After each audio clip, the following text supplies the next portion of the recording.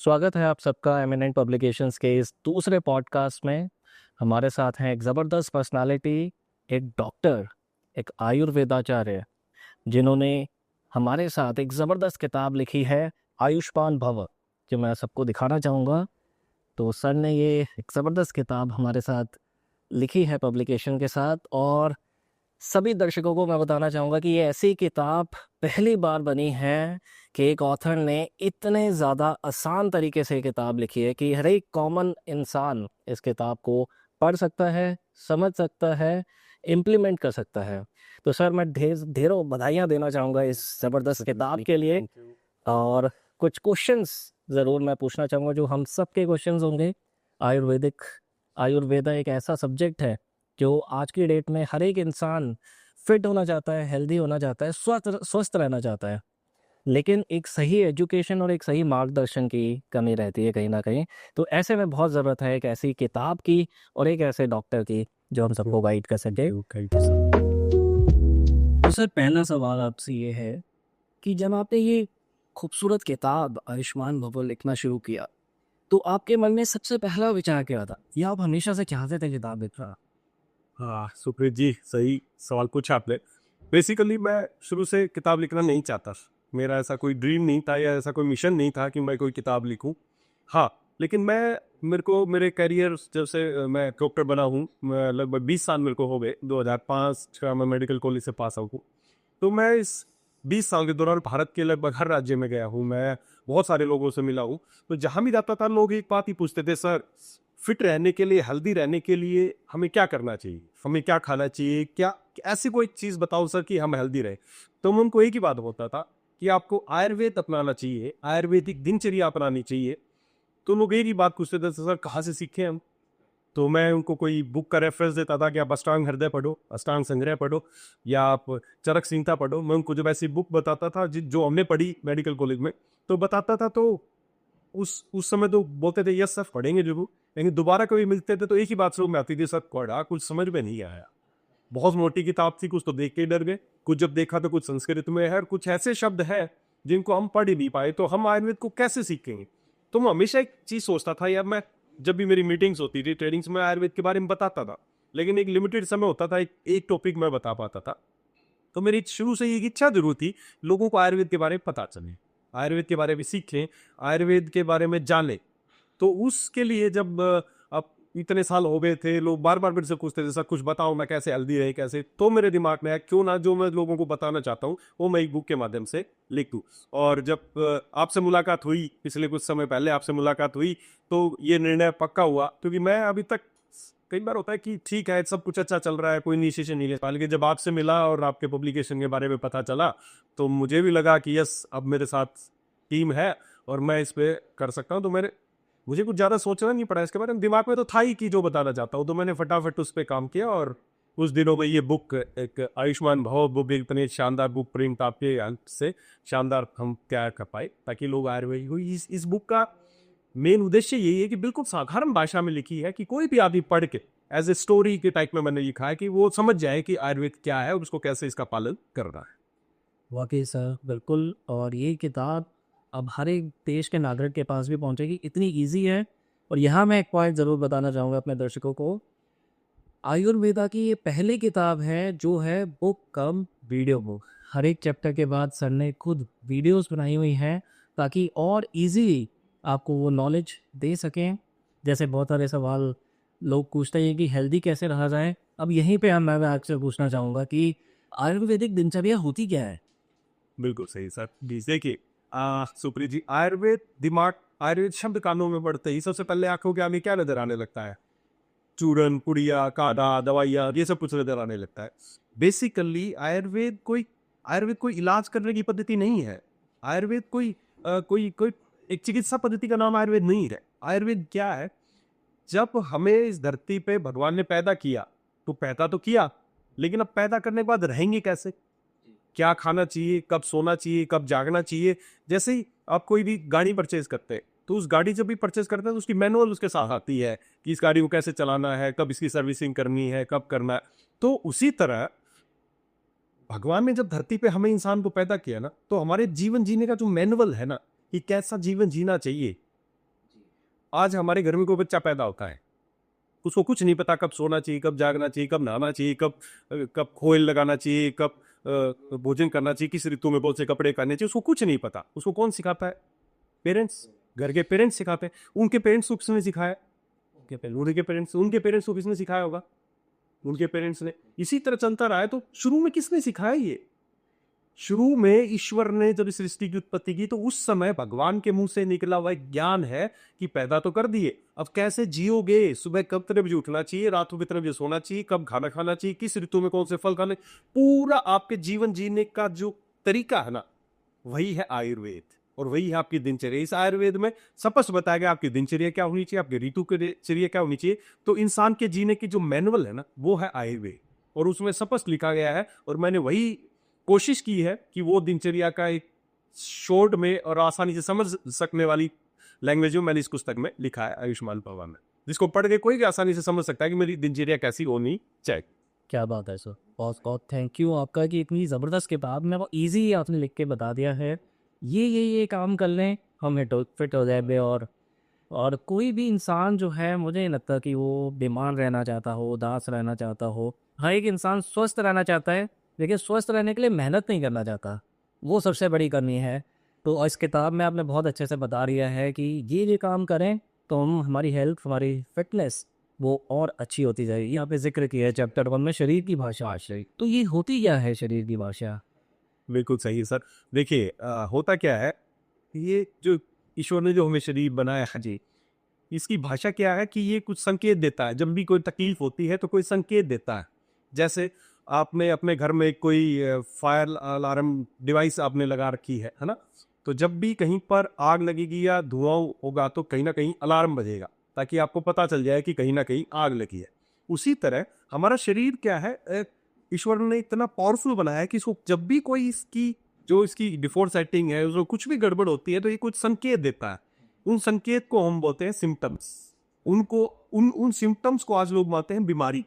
Actually वो बीमारी नहीं है, वो शरीर कहीं पर दर्द हो रहा है तो ये अब हम क्या कर रहे हैं कि दर्द हो रहा है, कोई बीमारी है। हमें बीमारी नहीं है, ये शरीर की एक भाषा है। शरीर बताना चाह रहा है कि दर्द के माध्यम से भी भाई अंदर कुछ गड़बड़ चल रही है। क्या चल रही है वो अकॉर्डिंग टू कि क्या सिम्टम वो दे रहा है। आपकी सुबह उठ रहे हैं, आप देखते हैं आपकी जो टंग है, जीभ है, उस पर एक परत जमी हुई है, तो ये भी एक सिम्टम है, संकेत, शरीर की भाषा है ये कि शरीर क्या कहना चाह रहा है आपसे। आप उठते हैं, सुबह थकान महसूस होती है, तो ये शरीर के सारे संकेत है, ये बीमारी नहीं है, ये शरीर की भाषा है। वो बता के आपको बताना चाह रहा है कि आप जब भी रात को नींद नहीं आ रही, तो ये भी शरीर का एक संकेत है कि कहीं ना कुछ अंदर गड़बड़ चल रही है। तो हमें बस इस संकेतों को समझना अगर आ जाए ना, तो हमसे बड़ा डॉक्टर धरती पे खुद के लिए कोई नहीं हो सकता। आप खुद सोचिए सुप्रीत जी, आपके शरीर में कोई तकलीफ है, तो आपकी तकलीफ को आपसे अच्छे से क्या कोई समझ सकता है? नहीं। क्या कोई डॉक्टर 1,000 रुपए, 2,000 रुपए, 5,000 रुपए फीस लेके आपकी तकलीफ को आपसे अच्छे से समझ जाएगा? हमारी तकलीफ को हमसे अच्छा कोई नहीं समझ सकता, और जो जिस तकलीफ को सबसे अच्छे से समझता है वही उसको सबसे अच्छे से दूर भी कर सकता है। इसलिए हमें बस इस शरीर के संकेतों को समझना है। अगर आप समझ गए तो आप 100% आपसे बड़ी आपका कोई डॉक्टर नहीं हो। क्या बात है सर, ये बहुत अच्छे से आपने बताया। और कहीं ना कहीं हम इग्नोर कर देते हैं इग्नोर करते कि नींद नहीं आ रही, कोई बात नहीं, या कुछ फुंसी निकली है, कोई बात, वही बात, पार्ट ऑफ लाइफ। तो और जब तक वो बड़ी बीमारी का रूप ना ले लें, हम डॉक्टर के पास नहीं जाते। बस ऐसा ही हो रहा है कि हम शरीर की भाषा को चुप कराते रहते हैं, चुप कराते रहते हैं। और जब किसी दिन बड़ी तब रीडिंग आती है कि आपको डायबिटीज हो गई, आपको ब्लड प्रेशर हो गया, इवन शरीर का लास्ट, जब तक शरीर को इतना दबाते रहेंगे तो कई बार शरीर की आखिरी जो चीख है कैंसर। ये सब नतीजा कभी भी एक बार एकदम में नहीं होती है सर, एकदम में कभी नहीं होती। शरीर बहुत पहले से संकेत देने लग जाता है। इवन आज जो मॉडर्न साइंस में जो मशीनें हैं डायग्नोज के लिए यूज की जा रही हैं, बहुत सारी मशीनें तो जो बीमारी 50% 60% तक ग्रो कर जाती तब वो डायग्नोज कर पाती है। लेकिन हमारा शरीर पहले दिन से ही संकेत देना शुरू कर देता है, बस हमें उन संकेतों को समझना है।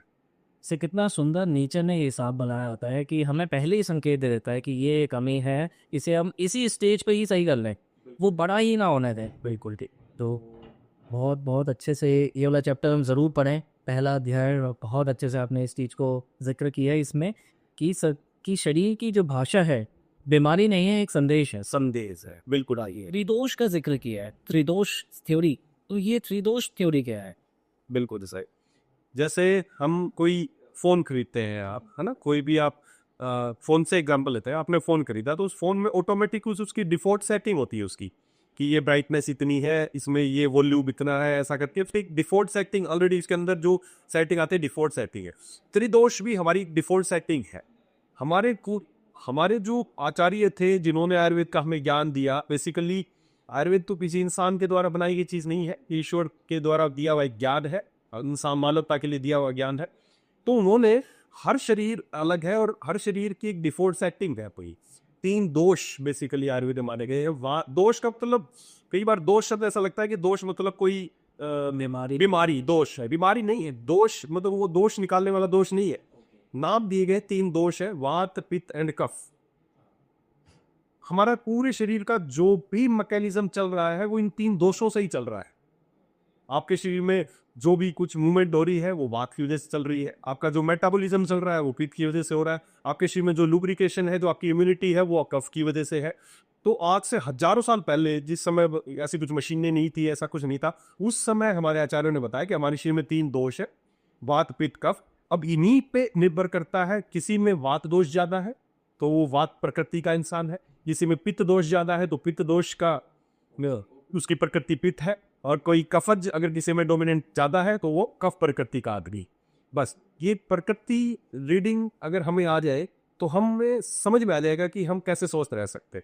तो ये तीनों दोष हम सब के शरीर में है, कौन सा डोमिनेट करता है उससे अनुसार हमारी प्रकृति निर्धारित होती है। और आज साइंस भी मानती है इस बात को।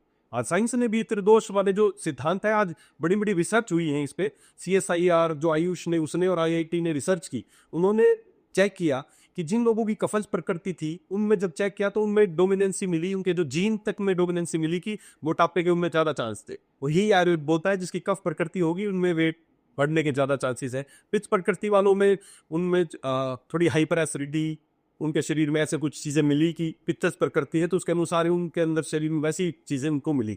वात क्या करता है, वात आपकी जो भी मूवमेंट है या आपकी जो सेंसिटिविटी ज्यादा, तो ये सारी चीजें विज्ञान को मानता है। और यही हमारे शरीर की त्रिदोष थ्योरी है, इन्हीं 3 दोषों का गेम है पूरे शरीर को चला लें।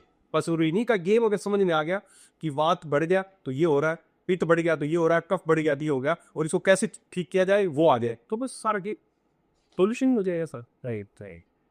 अगर मॉडर्न भाषा में, इसी से रिलेटेड एक सवाल है, मॉडर्न भाषा में बात की जाए, एक व्यक्ति के अंदर पित्त दोष ज़्यादा है, कफ दोष ज़्यादा है, तो इसका पता कैसे चलता है इजीली कैसे? जी बिल्कुल। देखिए यही है प्रकृति परीक्षण। आपकी प्रकृति निर्धारित हो गई। प्रकृति निर्धारण, पहली बात तो प्रकृति निर्धारण कैसे होता है?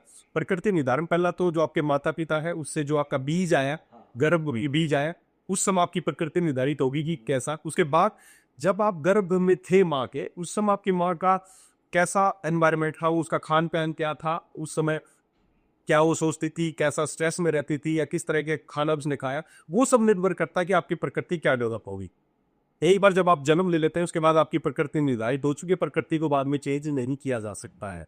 इंसान की जो प्रकृति इसको जन्म से मिली वही प्रकृति रहेगी। अब उसको पहचाना जा सकता है बहुत आसानी से। इस बुक में मैंने यही समझाने की कोशिश की है। मेरा पहला मकसद यही था कि अपनी प्रकृति को पहचानो, आप अपने आप को पहचानो कि आप हो क्या। तो बहुत सिंपल से ऐसे कुछ क्वेश्चन आंसर मैंने इस बुक में दिए हैं, जिनको देख के बड़े आसानी से आप ये देख सकते हो कि आपके बोलने की स्पीड कैसी है, आपके बाल कैसे हैं, आपके बाल बिल्कुल काले हैं, मोटे हैं, या आपके बाल बिल्कुल पतले हैं, रुखे हैं, आपकी स्किन कैसी है, आपके नेल्स कैसे हैं, आपको इवन आपको रात को सपने किस तरह के आते हैं, या आपको भूख कैसी लगती है, भूख की तीव्रता कैसी है, आपको प्यास कितनी बार लगती है। ये बस 10-15 क्वेश्चन अगर हर आदमी समझ जाए ना, और वो खुद सोचे कि यस मेरे बाल ऐसे हैं, मेरे नाखून ऐसे हैं, मुझे भूख ऐसी लगती है, मेरे को इस तरह के विचार आते हैं, मेरे को सपने में मेरे को आकाश और स्पेस ये सब दिखाई देता है, या मेरे को ज़्यादा पानी वाले सपने आते हैं। जिस इंसान की जैसी प्रकृति है उसके अनुसार ही उसके शरीर पे लक्षण नजर आएंगे, या उसको उस तरह के विचार आएंगे। बस उन विचारों को इस बुक के माध्यम से, इस बुक को अगर 1-2 बार कोई पढ़ लेगा तो उसको प्रकृति परीक्षण करना आ जाएगा। और यही काम हमारे पुराने आचार्य क्या करते थे, नाड़ी परीक्षण से भी करते थे।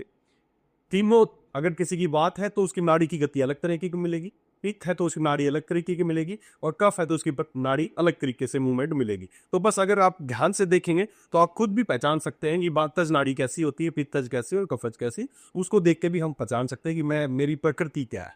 मैं वातेज हूँ, पित्तज, और एक बार अगर आपको प्रकृति पकड़ में आ गई, उसके बाद आपको जिंदगी जीनी आ जाएगी। आपको पता चल जाएगा कि मेरे को जिंदगी भर कैसे खाने खाने हैं, कैसा मेरे को एनवायरनमेंट में रहना चाहिए, कैसे मेरे को कपड़े पहनने चाहिए, वो सब समझ में आ जाएगा। वाह! बहुत बहुत ही बेहतरीन बात, और मुझे लग रहा है कि मेरी तरह आप भी ये बातें पहली बार सुन रहे होंगे। और ये चीज़ जब हमें पता चल जाए तो हम अपने आप को कितना ज़्यादा अपना लाइफ़स्टाइल सुधार सकते हैं। बिल्कुल। अपने अकॉर्डिंग अध्याय 3 में आपने ज़िक्र किया है सप्त धातु का। ये धातु क्या है? धातु तो मेटल को कहते हैं, किसी पदार्थ को कहते हैं। जी। तो बिल्कुल सही आपने सवाल किया सुप्रीत जी। एक्चुअली जो धातु शब्द इस्तेमाल किया गया हमारे आयुर्वेद में, धातु मतलब हमारा जो फिजिकल स्ट्रक्चर है, हमारे शरीर का जो आपको ढांचा दिख रहा है। आज मॉडर्न साइंस बोलता है कि हम किस चीज से बने हैं, हमारी बोन्स है, मसल्स है, नर्व्स है, वेसल्स है, ये सब कुछ ऑर्गन्स है, ये हमारी स्ट्रक्चर है। लेकिन आयुर्वेद में आज से हजारों साल पहले इससे भी ज्यादा बारीक जाके बताया गया कि हमारा जो शरीर का जो ढांचा आपको नजर आ रहा है ना, हम 7 धातुओं से मिलकर बना, 7 एलिमेंट्स, 7 एलिमेंट्स से मिलकर बने हैं। 7 धातुएं उनका नाम दिया उन्होंने। कौन कौन सी धातुएं हैं? रस, रक्त, मांस, मेद, अस्थि, मज्जा और शुक्र। यही है पूरा शरीर का ढांचा। बस ये जिस क्रम में मैंने बताई है, इसी क्रम में ही मैन्युफैक्चर होती है। ये बहुत सीक्वेंस ही उन्होंने बताया कि जब भी आप कुछ खाएंगे तो सबसे पहले उसका बनेगा रस, फिर वो रस आगे कन्वर्ट होगा अगली धातु में, हमारे शरीर में बनेगा रक्त, रक्त के बाद बनेगा मांस, मांस के बाद मेद, मेद के बाद हड्डियां, उसके बाद मज्जा नर्वस सिस्टम, और उसके बाद अस्थि, मज्जा, उसके बाद लास्ट में शुक्र बनेगा। तो इस क्रम में ही 7 धातुएं बनती है और यूं से हमारा पूरा ढांचा बना है।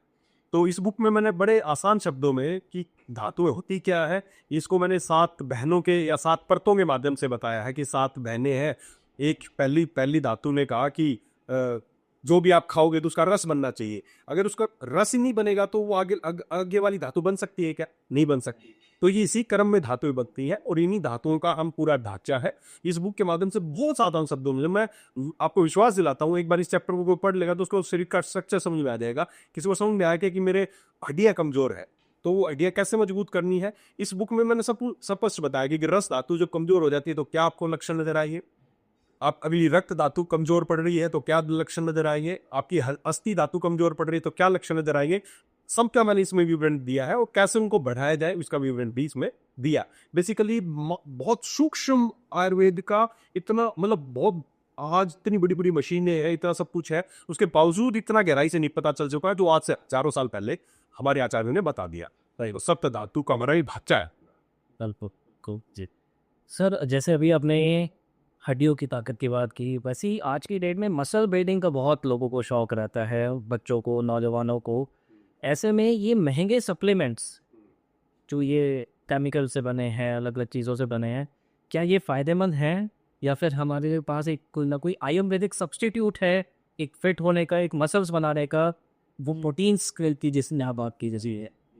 देखिए, जरूरी नहीं है कि बहुत महंगे सप्लीमेंट लेंगे तो ही वो आपके शरीर को फायदा करेंगे। आयुर्वेद ही मानता है आपकी धातु पुष्ट करनी है। आपको अब दूसरी धातु है रस, रक्त, तीसरी धातु मांस, आपको मांस धातु को पुष्ट करना है। तो पहली बात तो आप आयुर्वेद की जो थीम आप समझने की कोशिश कीजिए। आयुर्वेद क्या मानता है, आप क्या खा रहे हैं ये इंपॉर्टेंट नहीं है, क्या पच रहा है वो इंपॉर्टेंट है। आयुर्वेद में सबसे इंपॉर्टेंट चीज बताया है कि आपके खाना, आप मान लेते हैं आप घर पे खाना बनाना चाहते हैं, आपने चूल्हा लिया, उसमें एक बर्तन रखा, उसमें सारी सब्जियां डाल दी, अच्छे से अच्छे मसाले डाल लिए, आपने उसमें ड्राई फ्रूट्स भी डाल दिया, सब कुछ डाल दिया, लेकिन नीचे आग को नहीं जला, तो क्या वो खाना बन पाएगा? नहीं। कुछ एंड रिजल्ट निकलेगा। बस यही आयुर्वेद की थीम है। महंगे सप्लीमेंट खाना, इसका मतलब ये नहीं कि आपकी मसल स्ट्रोंग होगी, आपकी शुक्र धातु स्ट्रोंग हो जाएगी, बिल्कुल नहीं है। आप चाहे खा रहे घास फूस, लेकिन वो कितना पच रहा है आपको, ये निर्भर करता है। ये निर्भर करता है आपकी धातुएं पुष्ट होंगी। अब उसमें तो इसमें सबसे पहले आपका मेटाबॉलिज्म, जो आपकी आगे एक चैप्टर आएगा, मैंने उस पर स्पेशल चैप्टर लिया है, उसके बारे में भी हम बात कर लेंगे जी। लेकिन सबसे इंपॉर्टेंट चीज ये है कि आप क्या खा रहे हैं वो इंपॉर्टेंट नहीं है, आपको शरीर में क्या पच रहा है वो इंपॉर्टेंट है। और मैं तो ये मानता हूँ, इंसान ने जो शरीर, भगवान ने जो शरीर इंसान को बनाया है, वो कोई आर्टिफिशियल चीजें खाने के लिए बना ही नहीं है, लैब में बनी चीज खाने के लिए नहीं बना। आप खुद सोचिए, जब ईश्वर ने हमें बनाया था तो क्या सोचा था, कोई गोली खानी है, कोई टैबलेट खानी है, कोई लैब में बनी चीज खानी? नहीं। भगवान ने ये शरीर बनाया है नेचुरल चीजें खाने के लिए, जो प्रकृति में मौजूद है वो चीजें खाने के लिए बने हैं। हम लैब में बनी चीज खाने के लिए बने ही नहीं है। जितनी सिंपल चीजें प्रोसेस अनप्रोसेस चीजें जितनी ज्यादा, आज लोग बोलते हैं हमने ये प्रोडक्ट बनाए, मॉलिक्यूल निकाला, इसका ये किया वो किया, सिंथेटिक हमने विटामिन ले ली। नहीं चाहिए शरीर को सिंथेटिक चीजें, शरीर को चाहिए नेचुरल प्राकृतिक फॉर्म में। जितना प्राकृतिक फॉर्म में जाएगा उतना ही शरीर उसका रस निकालेगा और फिर आगे नहीं दाद एक सवाल जो चौथे चैप्टर में आया कि हर एक इंसान का एक बॉडी फिंगरप्रिंट होता है, यूनिकनेस होती है हर एक इंसान की, तो क्या इलाज भी उनके लिए एक यूनिक होना चाहिए? बिल्कुल सही बात है सर। जैसे मैंने शुरू में भी बताया, इसका त्रिदोष वाले अध्याय में भी हमने जिक्र किया इसके बारे में, कि हर आदमी, आयुर्वेद ये मानता है कि इस धरती पे हर इंसान बिल्कुल अलग बना है। जैसे हमारे फिंगरप्रिंट मैच नहीं करते, उसी तरह हमारी हर एक की यूनिक प्रकृति है, हमारी सबका एक यूनिक हमारा डिफॉल्ट सेटिंग है हमारी खुद की, और वो जानना बहुत जरूरी है। आपको अपनी प्रकृति परीक्षण करना आवश्यक है। अगर आप अपनी प्रकृति के बारे में जान गए, सीख गए, तो मैं आपको विश्वास दिलाता हूँ, दावा करता हूँ आपके आगे कि आपका जीवन इतना अच्छा हो जाएगा, जिंदगी में आपको कभी किसी डॉक्टर के पास नहीं जाना पड़ेगा। वैसा ऐसा प्रॉमिस है। बस एक बार जानना है खुद को, यार एक बार जानना है कि मैं एक्चुअली ईश्वर ने मुझे बनाया क्यों है, मैं क्या पर्पज के लिए है। हम कहीं जाते हैं, हर आदमी एक जैसा ही खाना खाता है, लेकिन किसी को समस्या हो जाती, किसी को नहीं होती। कोई आदमी शराब पीने के बावजूद भी ठीक रहता है, किसी को नहीं पीते तो भी उसका लीवर डैमेज हो जाता है। तो क्या है, क्योंकि हर इंसान एक यूनिक है, बस उस यूनिकनेस को समझना है, वही हमारा ब्लूप्रिंट है। और उस ब्लूप्रिंट को समझने के लिए ही मैंने ये आयुष्मान भव तैयार की है, कि आप अपने आप को समझो कि आप हो क्या। और वो सेट ऑफ क्वेश्चंस तो बहुत ही आपने ज़बरदस्त बनाए इसमें कि हर एक इंसान अपना मूल्यांकन कर खुद कर सकता है। हजार विश्वास मैंने कोशिश की है, कुछ ऐसे क्वेश्चन आंसर दिए जाए जिसको पढ़ के आप समझ जाए कि यस मेरी ये प्रकृति है। और एक बार जब प्रकृति समझ में आ गई तो फिर आपको समझ में आ जाएगा, अच्छा मैं ये प्रकृति का हूँ, मेरी जिंदगी भर ये प्रकृति रहने वाली है, अब मेरे को इसके अनुसार जीवन जीना है। फिर धातुओं के बारे में, कि ये 7 धातुएं हैं जिससे मेरा शरीर पुष्ट होता है, तो मेरे को कैसी कौन सी धातु पुष्ट करनी है, उसके अनुसार मेरे क्या कर्म करने चाहिए, किस तरह का भोजन करना चाहिए, वो सब मैंने इस बुक पे कोशिश की है बताने की। अध्याय 5 में तो हमने पूरी तरह से डाइजेशन के ऊपर बात की है, जो बहुत ज़्यादा एक पाचन, जैसे अभी भी हमने उसकी इम्पोर्टेंस बताई। तो ऐसे में एक बढ़िया पाचन शक्ति कैसे रहे, डाइजेशन अच्छा कैसे रहे, उसके लिए छोटी सी मैं चाहूँगा कि आप रूटीन हमारे दर्शकों को बताएं कि ये डाइजेशन एक बहुत ही इंपॉर्टेंट हेल्प में जिक्र किया। ये मेरा सबसे फेवरेट टॉपिक भी है, और मैं चाहता हूँ हर भारतीय को, जो भी हमें सुन पा रहा है, वो इस बात पे ध्यान दे। आयुर्वेद में एक शपथ शब्दों में चीज लिखी है, सर्वे रोगापि मंदाग्नि जायते। सभी रोगों की उत्पत्ति का एक ही कारण है, वो है अग्नि का मंद प्रत्यय। जब आपकी अग्नि मंद पड़ती है तभी आगे आप दूसरी बीमारियों की शुरुआत होती है। तो फर्स्ट स्टेप, बीमार होने का पहला स्टेप एक ही है, अग्नि का मंद पड़ जाना। और दोस्तों, अगर आप चाहते हैं आप बीमारियों से बच के रहे, तो पहला स्टेप एक ही करना पड़ेगा, हमें अपनी जो अग्नि है, अग्नि कई तरह की अग्नि बताई है, जठराग्नि है, उसके बाद धात्वाग्नि है, उसके बाद कई तरह की, बेसिकली जो ओवरऑल मिला के बताऊं, हमारा जो मेटाबॉलिज्म है, जो पचने की पूरी प्रोसेस है, उसको आज आज आज हमारे जो मॉडर्न साइंस के लोग हैं, वैज्ञानिक हैं, बोलते हैं अंदर एसिड है, आज वो बता रहे हैं इस तरह की चीजें हैं जो अंदर आपके खाने को डाइजेस्ट करते हैं। आज से हजारों साल पहले आचार्यों ने बताया था कि हमारे शरीर में एक अग्नि है जो हमारे खाने को पचाने का काम करती है। जब वो खाना नहीं पचता है तो शरीर में आम दोष की उत्पत्ति होने लगती है, और जब शरीर में अनवांटेड चीजें इकट्ठी होने लगती हैं, और जब अनवांटेड चीजें इकट्ठी होने लगती है तो शरीर की एक क्षमता है, तब तक तो उसको सहन करता है, लेकिन जब वो क्षमता पूरी हो जाती है तो फिर हमें कुछ सिम्टम नजर आने लगते हैं। आपकी जीभ आपको बताना शुरू कर देगी, आपने कई बार नोटिस किया हो कि आपकी कमर पे छोटी छोटी फुच्चियां से निकलती हैं, सोचते हैं ये कॉमनली ऐसा ही होगा, या आपकी यहाँ पर काली काली लाइन नजर आने लगती है, आपकी जीभ पे हल्की सी कोटिंग। ये सारे लक्षण है कि आपके शरीर में विषाक्त तत्व बढ़ने लगे हैं। और वो क्यों बढ़ने लगे हैं? क्योंकि आपकी अग्नि मंद पड़ गई है। सर्वे रोगापि मंदाग्नि जायते। बस जैसे मैंने आपको एग्जाम्पल दिया, अगर चूल्हे पे कितना भी अच्छा खाना रख दो, अगर नीचे आग नहीं जलेगी तो किसी काम का नहीं है। कुछ भी खाइए, उसका सबसे पहले उसका काम, अग्नि का काम है रस बनाना, और रस बनेगा तो ही रक्त बनेगी, रक्त बनेगा तो मांस बनेगा, मांस बनेगा तो मेद बनेगा, फिर अस्थियां बनेगी, फिर मज्जा बनेगी, और लास्ट में शुक्र बनेगी। ये इसी क्रम में बनेगी। लेकिन सबसे पहले, अब गन्ने से हमें गुड़ बनाना है तो पहला प्रोसेस क्या है? गन्ने को मशीन में डालना, रस निकल, रस गया। हाँ जी। अगर गन्ने का रस ही ना निकले तो गुड़ बन सकता है क्या? नहीं। आज हम चाहते हैं कि हमारी हड्डियां मजबूत रहे, हमारी सेक्सुअल स्टेमिना अच्छा रहे, हमारे चेहरे पे चमक रहे, लेकिन हमारा जो भी खा रहे हैं उसका रस ही नहीं बन रहा, मतलब आपकी अग्नि अच्छी नहीं है। तो अग्नि अच्छी नहीं है तो आगे की प्रोसेस हो ही नहीं सकती। तो ये तो है अग्नि। और जैसा आपने पूछा कि कुछ ऐसे टिप्स, बहुत आसान, बहुत सिंपल सा, इसके लिए बहुत ज्यादा ऐसा कुछ महंगे सप्लीमेंट खाने की जरूरत नहीं इस अग्नि को तेज करने के लिए। एक तो छोटी मोटी चीजें, जैसे सुबह उठते ही गर्म पानी, नींबू और सेंधा नमक डाल के पीना शुरू कर दे। मैं सभी दर्शकों को कहना चाहूंगा 2-3 छोटी छोटी टिप्स, अगर ये करना शुरू कर दे तो आपकी अग्नि कभी मंद नहीं पड़ेगी। अग्नि मंद कैसे पड़ती है? आपका खाने का समय हुआ, आपको भूख लग रही है, भूख लग रही है, इसका मतलब आपकी अग्नि तेज है। जैसे आप हवन करना चाहते हैं, घर में मान लेते हैं, तो आपने सबसे पहले लकड़ी रखी, आग जलाई, अब हवन सामग्री डाले, मतलब भोजन डालना है। लेकिन हम क्या करते हैं, भोजन जब आग जली और हवन सामग्री डालने से पहले उस पर पानी डाल दे तो भर के, तो कुछ फायदा होगा? नहीं। चलो ठीक है, आपने शुरू में पानी नहीं डाला, अब आपने हवन सामग्री डाल दी, सब कुछ हो गया, बहुत अच्छा चल रहा था, लेकिन लास्ट में एक बाल्टी भर के पानी डाल दिया, तो कुछ फायदा होगा? ऐसे शरीर के साथ कर रहे हैं आप। हमें भूख लग रही है तो सबसे पहले बैठेंगे, एक गिलास पानी फटाफट पी जाएंगे। जो अग्नि जल रही थी तो आपने पहले बुझा दी, खाना पचेगा कैसे? या फिर पहले नहीं पिया तो आपने, अग्नि जल रही थी, ऊपर से खाना डाला, लास्ट में गटा के पानी पी के बुझ गई। अग्नि को मंद पड़ जाने का सबसे बड़ा एक रीजन है कि हम जो ये खाना खाने का जो तरीका है, पानी पीने का तरीका, ये गलत है। हम रात को लेट नाइट तक जाग रहे, आपकी अग्नि मंद पड़ जाएगी। आप खाने से तुरंत पहले, तुरंत बाद पानी पी रहे तो अग्नि मंद पड़ जाएगी। और सिंपल सही तो दिख रहा, प्रैक्टिकल है। आग जल रही है, उसमें खाना डालने से पहले पानी डालोगे तो बुझेगी या बढ़ेगी? बुझेगी, बिल्कुल। तो कुछ इसको बढ़ाने की छोटी छोटी टिप्स है। खाने से 40 मिनट पहले और खाने के 40 मिनट बाद तक पानी ना, बहुत छोटा सा।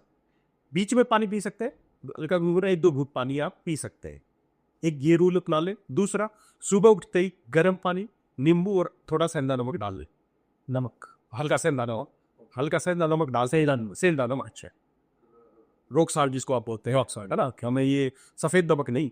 नींबू, गर्म पानी और थोड़ा सा सेंधा नमक डाल के पीना शुरू करते तो ये बहुत अच्छी आपकी अग्नि हमेशा प्रज्वलित रहेगी।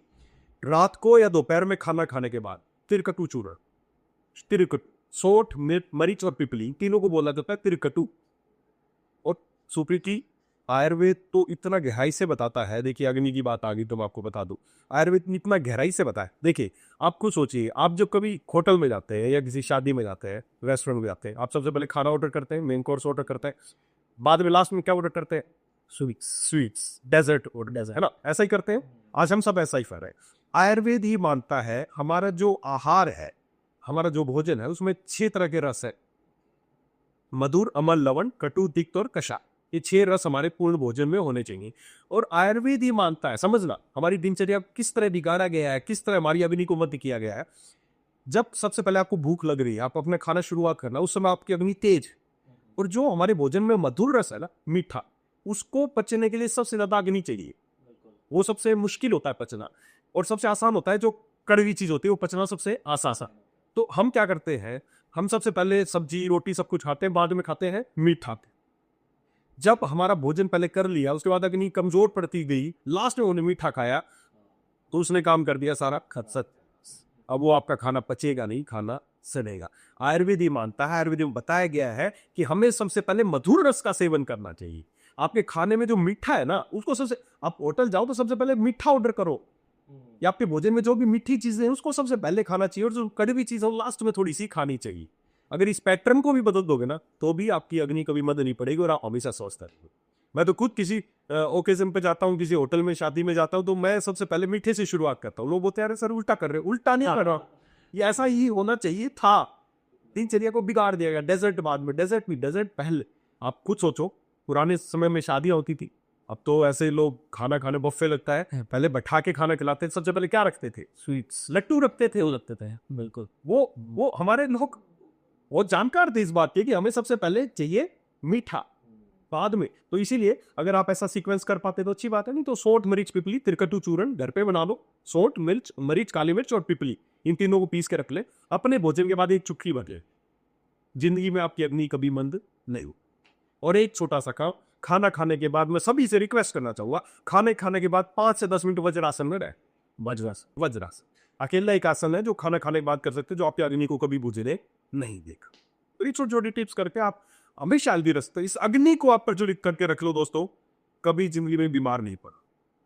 नहीं, क्योंकि कहा भी जाता है 90% बीमारियां हमारे पेट से रिलेटेड ही 90 क्या, आयुर्वेद ने बोला सर्वे रोगापि मंदाग्नि जायके, सभी रोग की उत्पत्ति ही अग्नि के मध्य पड़ जाने से होती है। और इस बुक में ये सब बहुत गहराई से बताया गया है, तो इस बुक को मैं मानता हूँ कि हर व्यक्ति को जरूर पढ़ना। जी बिल्कुल सर। 7वें अध्याय में आपने जिक्र किया है ओज का। ओज जीवन की रक्षा करने वाली शक्ति, इसके बारे में हम थोड़ा जानना चाहेंगे कि कैसे ये लाइफ गार्ड बन जाता है। जी। ओज ओज देखिए, ओज क्या है बेसिकली, जैसे मैंने पहले अध्याय में बताया कि सप्त धातुएं होती है हमारी, रस रक्त मांस में दस्ती मज्जा और शुक्र। ये सब धातुओं से हमारा शरीर बना है, लेकिन इसके आगे का क्रम अब बता रहा हूँ आपको। जब हमारी शुक्र धातु भी प्रबल हो जाती है, हमें हमारा स्टेमिना अच्छा हो जाता है, हमारी शुक्र धातु अच्छी होगी, आपकी सेक्स और लाइफ अच्छी हो जाएगी, आप अच्छा भाग दौड़ कर पाएंगे। लेकिन जब आपकी धातुएं सारी पुष्ट हो जाती है, उसके बाद एक चीज लास्ट में बनती है, जिसको बोलते हैं ओज। ओज ओज क्या है? ओज जब ओज बन जाता है ना, तो उस आदमी के चेहरे पे एक चमक नजर आने लगती है। अपने हमारे जो पुराने ऋषि मुनि देखे होंगे, जो ब्रह्मचारी थे, उनके चेहरे पे एक अलग चमक नजर आती थी। जब भी कोई दिखाते थे किसी की पिक्चर, तो पीछे रिंग दिखाते थे, उसके तेज दिखाते थे, तेज, वो तेज ही है ओज। और ये ओज ऐसे बनता है, जब आपकी धातुएं सारी पुष्ट होती जाएगी तो लास्ट में ओज बनेगा। और इस ओज को अगर मैं मॉडर्न साइंस के हिसाब से देखूं, तो मॉडर्न साइंस आज बोलता है इम्यूनिटी। हमारे शरीर में एक इम्यूनिटी है, रोग प्रतिरोधक क्षमता है, जो आपको बीमारियों से बचाती है, वो यही ओज है। ये ओज ही है जो आपको बीमारी से बचाता है। तो इस ओज का बढ़ाना ही आपके पुरुषत्व को बढ़ाएगा। अगर आप चाहते हैं आपके चेहरे पे चमक हो, आज कई लोग, बहुत सारे लोग हैं जो बिलीव करते हैं आपका ओरा कितना है, ओरा मापते हैं भाई, ओरा है ना, कि इसका ओरा स्ट्रोंग है, लोग इससे प्रभावित होते हैं। ये महाराज जी है, उसके इतने फॉलोअर है, क्यों? क्योंकि महाराज जी का ओरा बहुत ज्यादा है। आजकल तो ऐसी ऐसी डिवाइस आ गई, ओरा माप सकते हैं आप। ओरा भी डेवलप इसी ओज से ही होता है। जितना ज्यादा आपका ओज आपके अंदर बनेगा, आपके चेहरे पे चमक आएगी, आपका ओरा ऐसा बनेगा कि जो भी आपके सामने बैठेगा वो आपसे प्रभावित होगा। तो ओज एक ऐसी शक्ति है जो आप चमक लाती है आपकी जी। ये आपका एक गार्ड है, ये रोग प्रतिरोधक क्षमता है, इसका नाम आज लोग इम्यूनिटी या जो भी बोल रहे हैं। ओज आचार्यों ने आज से हजारों साल पहले बता देता, आप सिर्फ ओज बनता है। और वो कब बनेगा? जब सारी धातुएं आपकी प्रॉपर पुष्ट होगी, तब ये ओज का निर्माण। इसलिए अगर आप चाहते हैं मैं स्वस्थ रहूं, हेल्दी रहूं, लोग मेरे से प्रभावित हों और अच्छा हो, तो हमें इस ओज के निर्माण में भागीदारी करनी चाहिए। और इस पुस्तक में ओज के ऊपर स्पेशल मैंने चैप्टर में लिखा है कि इस ओज को कैसे बढ़ा सकते हो, कौन कौन सी छोटी छोटी क्रियाएं हैं जिनसे आप ओज बढ़ा सकते हो, है ना। ब्रह्मचर्य का पालन करके भी ओज को बढ़ाया जा सकता है। ऐसी बहुत सारी चीजें हैं ओज का निर्माण बढ़ाने के लिए। राइट, तो बात करके तो ऐसा लग रहा है कि बिल्कुल ये प्रैक्टिकल बुक बनाई है आपने। एक एक बात, एक एक पॉइंट को टू द पॉइंट आपने इसमें जिक्र किया है और प्रैक्टिकल पॉइंट्स दिए हैं। और ओज वाकई मैं बिल्कुल स्ट्रांगली रिकमेंड करूँगा दर्शकों को, पूरी किताब तो पढ़नी ही है, 7वां अध्याय ज़रूर पढ़ें अगर हम चाहते हैं कि वहाँ और मजबूत हो, लोग हमसे प्रभावित हों, और हम चाहते हैं सक्सेस हासिल करना, तो ये बहुत ज़रूरी है। सर, 8वें अध्याय में आपने बात की है आयुर्वेदिक निदान प्रणाली। जब कारण ही इलाज है, तो बहुत ही एक सुंदर आपने टॉपिक दिया है आयुर्वेदिक निदान प्रणाली, जिसके बारे में मैं कुछ जानना चाहूँगा। कई बार क्या होता है कि लोगों की रिपोर्ट्स नॉर्मल आती है, लेकिन वो असल में बीमारी होती है। जी, हाँ जी, बिल्कुल सही बात है सर। आज आयुर्वेद की, आज की मॉडर्न साइंस की मैं बात करूं तो निदान प्रणाली मतलब डायग्नोसिस, जो आपकी बीमारी का डायग्नोसिस प्रक्रिया। और डायग्नोसिस का नाम आते हैं आपके दिमाग में, आते हैं लैब, बड़े बड़े सिटी स्कैन, MRI। दोस्त, मैं देखिए, ये बात बुरी बेशक लगे, लेकिन बहुत कटु सत्य है। आज जो डायग्नोसिस वाली जो प्रक्रिया है ना, वो एक बहुत हद तक डॉक्टर्स जैसा चाहते हैं ना, उस तरह की रिपोर्ट्स बन। और मैं तो बड़ा सरप्राइज हूँ, आपने खुद देखा हुआ, जब आपको जांच कराते हैं, रिपोर्ट आपकी आती है, तो एक ही बात बोला जाता है, अगर रिपोर्ट बिल्कुल ठीक आई है ना, तो डॉक्टर बोलते हैं नेगेटिव रिपोर्ट। Negative report. आप एक बात मेरे को बताओ, अगर आपकी रिपोर्ट नॉर्मल है तो नेगेटिव बात है या पॉजिटिव बात है? पॉजिटिव बात। लेकिन उनके लिए नेगेटिव है ना। उनका कस्टमर निकल गया, से कस्टमर निकल गया, अदरवाइज वो दवाई दे पाते, उसका इलाज कर पाते। जब भी किसी की रिपोर्ट नॉर्मल आती है, बोलते हैं नेगेटिव रिपोर्ट। उनके लिए नेगेटिव हो गया ना, वो उनका बिजनेस का, उनका बिजनेस खराब हो गया। आज मेडिकल साइंस को, एक चिकित्सा को एक बिजनेस मॉड्यूल बना दिया गया है। आयुर्वेद में आज से हजारों साल पहले इस तरह की कोई मशीनें, पीछे वो एक एपिसोड आता था सत्यमेव जयते, उसमें दिखाया गया था लैब की क्या सच्चाई है, क्या होता है। सब कमीशन, 1000 रुपए का टेस्ट कराने के लिए डॉक्टर बोलते हैं, तो उसमें से 800 रुपए तो डॉक्टर को जाते हैं, 200 रुपए में टेस्ट भी है, सब कुछ है। तो क्या मैं इसके बारे में ज्यादा बात करना नहीं चाहूंगा, कंट्रोवर्सी हो जाएगी बहुत ज्यादा, लेकिन हकीकत में आज ऐसा ही हो रहा है। ये डायग्नोसिस नहीं है, ये एक बिजनेस मॉड्यूल बन गया है। आयुर्वेद में आज से हजारों साल पहले निदान, डायग्नोज करने के लिए 3 चीजें मुख्य बताई गई थी: दर्शन, स्पर्शक और पर्शन। इंपॉर्टेंट चीज दर्शन, आपको देख के, आपको देखने से ही चीजें पता चल जाएंगी। आपके बाल देख के, आपकी आंखें देख के, आपकी त्वचा देख के मैं डायग्नोज कर सकता हूँ क्या समस्या होगी। फिर उसके बाद दूसरा स्पर्श, कि मैं आपको स्पर्श करके टेम्परेचर कैसा है, स्किन कैसी है, मैं आपको स्पर्श किया। और तीसरा पर्सन, कुछ चीजें पूछ लूंगा। बस मुझे मशीनें नहीं चाहिए, बहुत बड़ा कुछ तामझाम नहीं चाहिए आपको डायग्नोस करने के लिए। ताम मुझे बस ये तीन ही चीज चाहिए, दर्शन, स्पर्शन और पर्शन। ये आयुर्वेद की निदान प्रणाली है, और इसी के माध्यम से आप भी घर बैठे बड़े आसानी से खुद का और अपने परिवारजनों के बारे का उनका निदान, उनका डायग्नोसिस कर सकते हैं। मैं आपको स्पर्श करके चेक कर सकता हूँ कि आप में कौन से दोष बड़े हैं, फिर उस दोष के अनुसार क्या बीमारी है। तो बड़े आसान है निदान प्रक्रिया जो हमारी है। मतलब नाड़ी को छूकर हाँ, बचन में। बस दर्शन, स्पर्शन और पर्शन, ये तीन हमारी मुख्य चीजें हैं। एक्सीलेंट। बहुत अच्छा सर, भाग 3 में आपने बहुत डिटेल में बहुत अच्छे से बीमारियों का जिक्र किया है। हम दर्शकों को बारी बारी बीमारियों के बारे में बात करेंगे आयुर्वेदा की नज़र से। मोटापे की बात करें या हम बात करें जो बहुत ही कॉमन आज की डेट में इंडिया में हो गया है, डायबिटीज़, और भी न जाने कितने सारे रोग हैं जो जिससे हमारे हिंदुस्तानी नौजवान, बुजुर्ग, बच्चे तक ग्रस्त है। तो इसके बारे में हम ज़रूर चाहेंगे कि आप इसके ऊपर रोशनी डालें। वैसे तो आपने किताब में बहुत डिटेल में बहुत अच्छे से बताया है। सुब्रे जी, इस बुक को मैंने टोटल 4 भाग इसके बनाए। पहले भाग में शरीर को समझने का भाग है कि हमारे शरीर में त्रिदोष क्या होते हैं, हमारी धातुएं क्या है, ये सब कुछ है पहले अध्याय, पहले भाग में चैप्टर दिए गए हैं।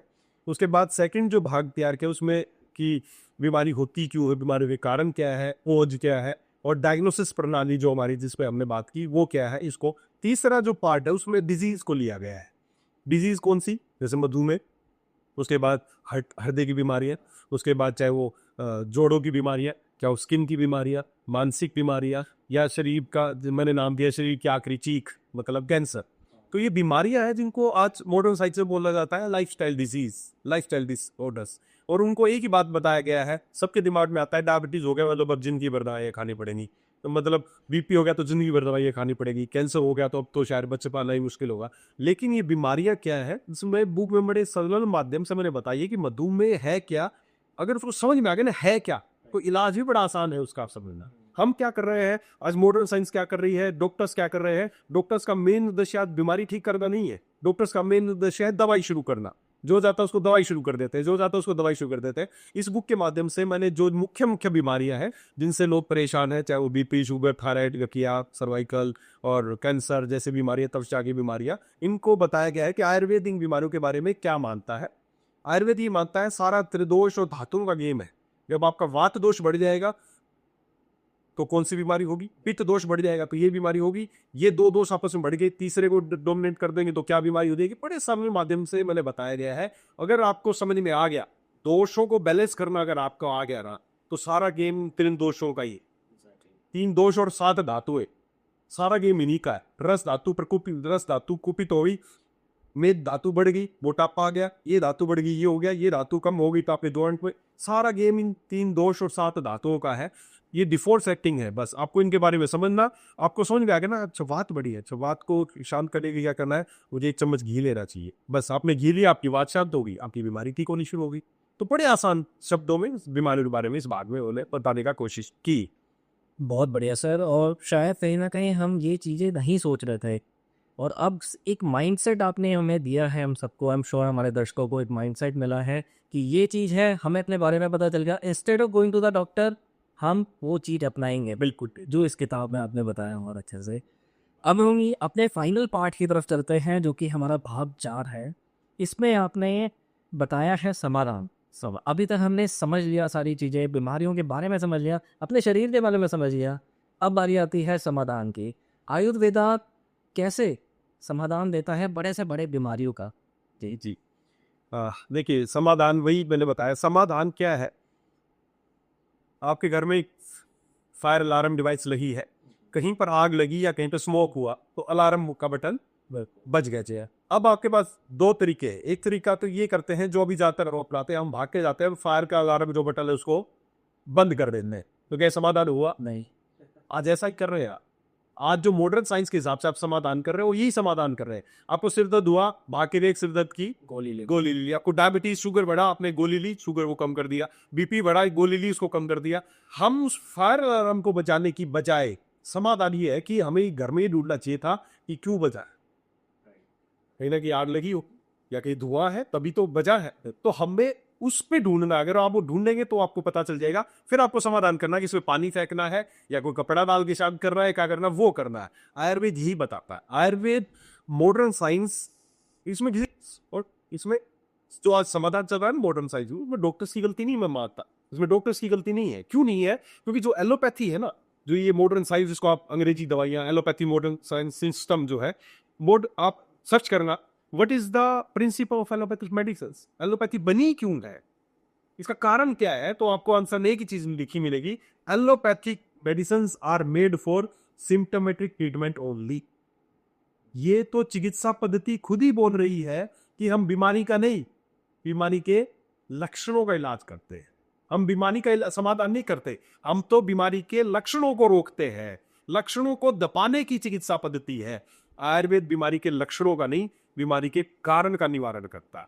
तो समाधान बहुत आसान है। समाधान अगर आपको कारण पता चल गया तो समाधान आप कर पाएंगे। तो इस भाग में मैंने यही बताया है कि समाधान क्या है। समाधान यही है कि आपको शरीर को, जो आपकी दिनचर्या है, उसको कैसे सेट करना है, क्योंकि लाइफस्टाइल डिसऑर्डर, हमारे लाइफस्टाइल खराब होने की वजह से बीमारी उत्पन्न हुई है और उसको हम चाह रहे गोलियों से ठीक करना। कारण कुछ और है, ठीक कुछ और कर रहे हैं। तो समाधान में यही बताया गया, एक तो आपकी दिनचर्या कैसी होनी चाहिए, ऋतुचर्या कैसी होनी चाहिए, आपको प्रतिदिन कौन सी 2-3 छोटी छोटी चीजें हैं जो आपको करनी चाहिए। बस वो सारा इस भाग में मैंने समझाने की कोशिश की। बहुत बढ़िया सर। और एक लास्ट में मैं आपसे एक सवाल पूछना चाहूँगा, अपना आखिरी सवाल, कि अगर ये किताब को अगर एक लाइन में इसका सार देना हो तो वो क्या लाइन होगी? सबसे इम्पोर्टेंट पार्ट क्या है इस किताब का? देखिए, वैसे तो मैंने बहुत ही सिलेक्टेड, जो बिल्कुल इंसान के काम की चीजें हैं, वही सब कुछ बताने का इसमें प्रयास किया है। जैसे समाधान के मैं बात कर रहा था, आपकी दिनचर्या कैसी होनी चाहिए, उसमें एक टेबल से, पूरे एक टेबल के माध्यम से मैंने बताया है कि सुबह से लेके रात तक आपके पास छोटी छोटी चीजें, ये पूरा बताया कि सुबह 5 बजे से शाम 10 बजे तक आपको क्या, बस इसे एक टेबल में पढ़ लो, ये पूरा आपका दिनचर्या, जीवन जीने की कला है ये केवल इस छोटे से टेबल में, है ना। तो इसी तरह बहुत छोटी छोटी चीजें इसमें बताई है। जैसे लास्ट के एक अध्याय में आपको देखने को मिलेंगी एक बहुत ही सिंपल, बहुत ही अच्छी चीज। लोग मेरे से पूछते थे, सर कोई ऐसी चीजें बताओ जो मेरे को आवश्यक हो स्वस्थ रहने के लिए। तो इसमें 4 चीजें मैंने बताई है। कौन कौन सी बताई है? इसमें आप शब्दों में देखेंगे तो तेल, तेज, सांस और मौन, 4 चीजें इंसान के लिए अति आवश्यक है स्वस्थ रहने के लिए। कौन कौन सी है? तेल, तेज, सांस और मौन। तेल मतलब अभ्यंग, आयुर्वेद में आवश्यक माना गया है कि हमें सप्ताह में 1-2 बार शरीर पे तेल से मालिश अवश्य करनी चाहिए, आपके दोषों को सम रखने के लिए। दूसरा है तेज, तेज मतलब सनलाइट। सनलाइट। आज आज भारत के ज्यादातर लोगों में विटामिन डी की कमी है। आज 30-40 की उम्र में लोगों में घुटनों में दर्द है, सर्वाइकल है, कमर दर्द है। क्यों? क्योंकि लोग विटामिन डी की कमी की उम्र में लोग धूप में जाना बंद हो गए। आप खुद सोचो सुप्रीत जी, आखिरी बार आप धूप में कब गए थे? आपके बच्चे धूप में खेलते हैं क्या? हम छोटे थे पूरे दिन धूप में खेलते थे। आज कोई चाहे, आज सबके घर में एसी है, गाड़ियां एसी हैं, ऑफिस एसी हैं, धूप में जा ही नहीं रहे। तो आवश्यक है, अगर आप बीमारियों से बचना है तो विटामिन डी, और वो बनेगा सूर्य के प्रकाश से। तो हमें तेल, तेज और सांस मतलब प्राणायाम, प्राणायाम उस पर ध्यान देना। और मौन, मौन जैसे हमें शरीर को रेस्ट देना चाहिए, खाने से रेस्ट देना चाहिए, बोलने से रेस्ट देना चाहिए। तो मौन, ये 4 चीजें मैं दर्शकों को बताना चाहूंगा। तेल, तेज, सांस और मौन, ये अपने जीवन में अपना लीजिए, आप बहुत 100% आप स्वस्थ रह सकते हैं। हमारा कई बार वो बोलते हैं, सर मैं सुबह सुबह उठ के बहुत ज्यादा एक्सरसाइज करता हूँ, जिम में जाता हूँ, क्या ये जरूरी है हेल्दी रखने के लिए? बिल्कुल जरूरी नहीं है, और ना ही करने चाहिए।